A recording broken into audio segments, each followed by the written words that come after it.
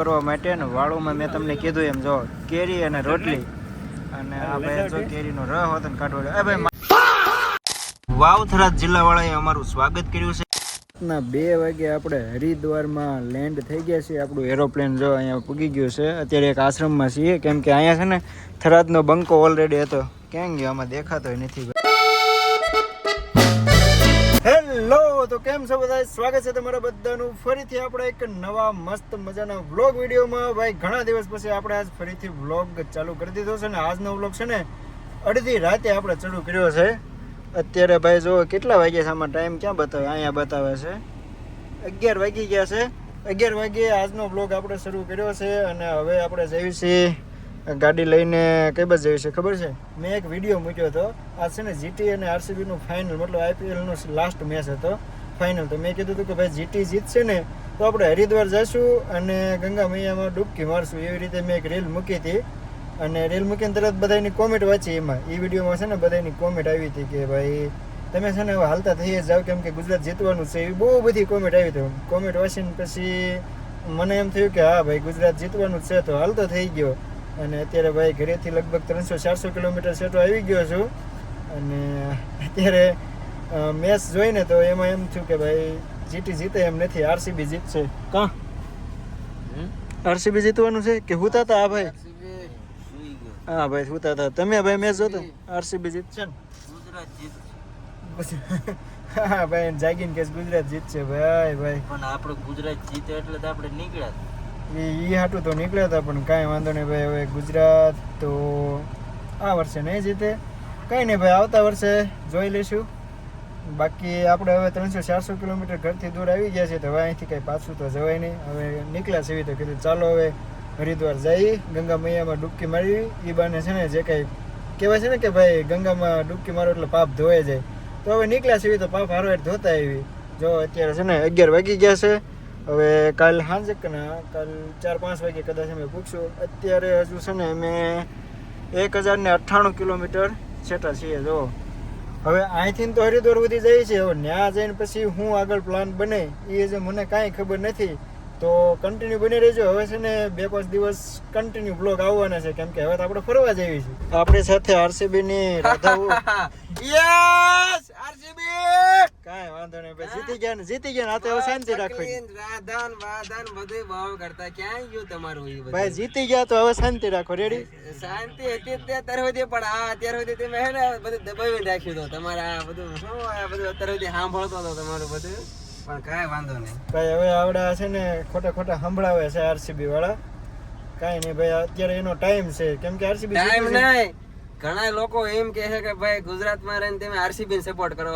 સ્ટેડિયમમાં જોઈ આવો સૌથી વધુ સપોર્ટર કોના છે. આજે બધું વિવાદ કરે છે ને રીલ્સ વાળી ઓડિયન્સ છે જેને ક્રિકેટનો સી નથી ખબર પડતી. એટલે એ વાત તમારી હાચી કે ભાઈ એ તો ભાઈ આપણા ઉપર હોય આપણે કઈ ટીમને સપોર્ટ કરવું. એવું નથી કે ભાઈ ગુજરાતને આ તે, પણ ઘણા કહેતા હોય કે ભાઈ ગુજરાતમાં રહીને ગુજરાતને સપોર્ટ કરવી તો સારું હોય. કાંઈ નહીં ભાઈ, હાલો હવે છે ને હાલતા થઈ જઈએ. આજ આખી રાત ખેંચવાનું છે. ચેક કરે છે.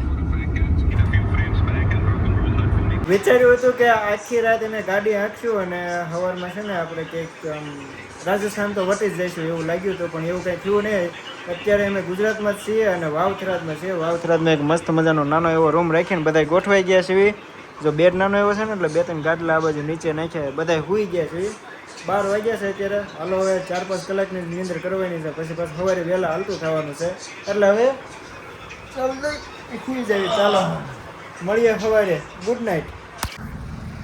ગુડ મોર્નિંગ બધાને. તો આપણું ટવાલ પલી ગયું તે અને આપણે તેને ભાઈ હવે પાછા હાલતા થઈ ગયા છીએ અને અમે ટોટલ થઈએ 9 જણા. જો બધા અહીંયા ચા પીવા માટે બેસી ગયા છે. આરસીબી જીતી ગયું છે ને તો હજી ટી શર્ટ કાઢતા જ નથી. એક્સ્ટ્રા છે, બીજો થવાનો છે. આપણે હવે તો કાઢી નાખો. છેડ સુધી પહેરી રાખવાનું. કાંઈ નહીં, હાલો ભાઈ એ વાત જ આપણે હવે નથી કરવાની કેમ કે હવે આઈપીએલ પૂરી થઈ ગઈ છે. તો ભાઈ બેસી ગયા છીએ નાસ્તા પાણી કરવા માટે. નાસ્તો આવડાને નાસ્તો દો ભાઈ, ભૂખ લાગી. હાલો ભાઈ કરો ચાલુ. તો થોડું ઘણું ચા પાણી કરીને પછી પાછા હાલતા થઈ જવી. જો આજે અમારી પાસે હાઈવે રહ્યો ને એ છે વાવથરા જિલ્લાવાળાએ અમારું સ્વાગત કર્યું છે. આ વખતે છે ને ભાઈ આપણે આપણી બ્રેઝુડી લઈને નથી જતા. આ બીજી ગાડી છે, પ્રદીપ કાકાના કાકાની ગાડી છે. તો એક એ ગાડી છે ને એક ગાડી આગળ વહી ગઈ છે. ટોટલ 9 જણા છીએ ને, તો 2 ગાડીઓ લઈને આ વખતે જાય છે. આપણે બ્રેઝુડી લઈને ભાઈ આ વખતે જતા નથી. એ વાત અલગ છે કે ભાઈ બ્રેઝુડીની થોડીક યાદ આવે છે, પણ કાંઈ વાંધો નહીં ભાઈ. રસ્તામાં એક નાનું એવું ગામડું કે એવું કંઈક આવ્યું, તો ગામનું નામ તો અત્યારે મને નથી ખબર. ત્યાં આપણે છે ને સીએનજી ભરવા માટે ઊભા રહી ગયા હતા. તો અહીંયા આપણે ગાડીમાં સીએનજી ભરી લીધો છે. જો આ ગાડીમાં ભરાઈ ગયું, બીજી ગાડીમાં ચાલુ છે. હવે તમને એક વાત કહું, અહીંયા છે ને આપણે ગુજરાત કરતાં 10 રૂપિયા ભાવ વધારે છે. 94 રૂપિયા છે 1 કિલો સીએનજીના. રાજસ્થાનમાં ભાઈ નાસ્તો કરવા ઊભા રહી ગયા છીએ અને લઈ લીધી છે કચોરી. ફરીથી એક જગ્યાએ સીએનજી ભરવા માટે ઊભા રહી ગયા. જોકે આમ તો હાઈવે ઉપર છે ને કે સીએનજી મળતું નહોતું, પણ રસ્તામાં એક જગ્યાએ આવ્યું છે તો અહીંયા આપણે ઊભા રહી ગયા છીએ. પણ હું તમને છે ને ભાવ બતાવું. જો 114 રૂપિયા સીએનજીના 1 કિલોના. 114 રૂપિયા. આપણે ગુજરાતમાં 84 રૂપિયાના, અહીંયા 114 રૂપિયા. કેટલા 20-30 રૂપિયાનો ફેર છે ભાઈ. ભાઈ રસ્તામાં એક છે ને, જો અમારી પાસે હોટલ રહી ને આ હોટલ આવી હતી તો બધા જમવા વી ગયા હતા. બપોરા પાણી કરી લીધા છે 2 વાગ્યા, એટલે હવે કાલ સુધી ઉપાધી નહીં. આમાંય તે અમે હરિદ્વાર છે ને 1-2 વાગ્યા પૂગશું રાતે. એટલું જે છે હજી 600 કિલોમીટર જેવું છે. તો બપોરા કરી લીધા. ચાલો હવે આ ભૂંડાઈ હુંડાઈની એક્સ્ટ્રા લઈને નીકળીએ. અત્યારે ટાઈમ થઈ ગયો છે 9 વાગી ગયા છે અને અમે અત્યારે છીએ હરિયાણામાં. અને અહીંથી હરિદ્વાર છે 231 કિલોમીટર. જો 231 કિલોમીટર છે અને અમે અત્યારે છીએ હરિયાણામાં. હવે અહીંયા છે ને અમે ઊભા રહ્યા છીએ. આ એક હોટલ છે ને જો અહીંયા, તો ત્યાંથી રોટલી લેવા માટે. કેમ કે આમ આગળ એક માર્કેટ આવ્યું હતું ને, તો ત્યાંથી કેરી લઈ લીધી હતી. હવે બસ રોટલી લઈ લઈએ તો કેરી અને રોટલી આપણું વાળુનું થઈ જાય. એ હાટું અહીંયા રોટલી લેવા માટે ઊભા રહ્યા છે. 9:15 જેવો ટાઈમ થઈ ગયો છે ને બે ગયા છે બધા છે ને વાળું કરવા માટે. ને વાળુમાં મેં તમને કીધું એમ જો કેરી અને રોટલી, અને આપણે જો કેરીનો રસ હોત ને કાઢવો. ભાઈ મારા માટે એક રસ લે, એવું કરવાનું કાંઈ વાંધો નહીં. ચાલો ભાઈ, કેરી કેળા ને રોટલી વાળું કેટલી બી ચટણી હાલે એવી. ફાઇનલી ભાઈ રાતના 2 વાગે આપણે હરિદ્વારમાં લેન્ડ થઈ ગયા છીએ. આપણું એરોપ્લેન જો અહીંયા પૂગી ગયું છે. અત્યારે એક આશ્રમમાં છીએ, કેમ કે અહીંયા છે ને થરાદનો બંકો ઓલરેડી હતો. ક્યાં ગયો? આમાં દેખાતો નથી ભાઈ. તો ભાઈ હું યાર આમાં કેવું છે, ચાંદ થોડો છે ને એકમ હોય ને એટલે ઓછો દેખાય અમને વાતને. ઓકે કાંઈ વાંધો નહીં ભાઈ. થરાદનો બંકો છે ને 2-5 દિવસથી છે, તો અમે અહીંયા જ આવતા રહ્યા પ્રકૃતિની ગોદમાં અને બાપુની શરણમાં. બાપુના રોટલા તોડે ભંડારા. કાંઈ નહીં, હાલો ભાઈ હવે ઊંઘ આવે છે, સુઈ જેવી. આશ્રમમાં છે ને આપણે ફાઇનલી ઠેકાણે પડી ગયા છીએ. આ રહ્યો રૂમ, આમાં આપણે સુવાનું છે. જો કે સુવાનું આમ તો 2-3 કલાક જ છે, કેમ કે સવારે પછી કેદારનાથ બાજુ જવાના છે. હું તમને પહેલાં છે ને આશ્રમ બતાવી દઉં. અહીંયાથી જો કંઈક આ રીતે દેખાય છે. બાકી આમ ઓલી સાઈડ, મતલબ કે આ બાજુની સાઈડ, એ બાજુની સાઈડ પણ છે ને આવી જ રીતે છે. મતલબ બહુ મોટો આશ્રમ છે. તો અહીંયા આપણે રોકાણા છીએ.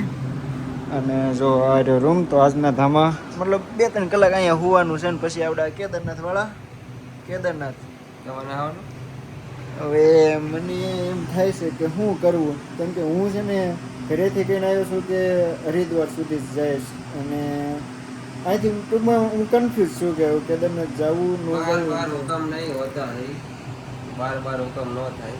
નાના મને સવારમાં 5 વાગે જગાડ દે, ગાડીમાં બેસી જાય. એ જે આગળ જ્યાં થાય તો જોઈ જાય છે. સ્વેટર આવી જાય. કાંઈ નહીં, હાલો એ સવારે રેડી. અત્યારે સુઈ જઈએ. અને પાછું મેં કેદારનાથનું કંઈ પેકિંગ નથી કર્યું, વાંધો એ છે. મેં ખાલી હરિદ્વારના 2-3 જોડે કપડાં લીધા છે ને એવું છે.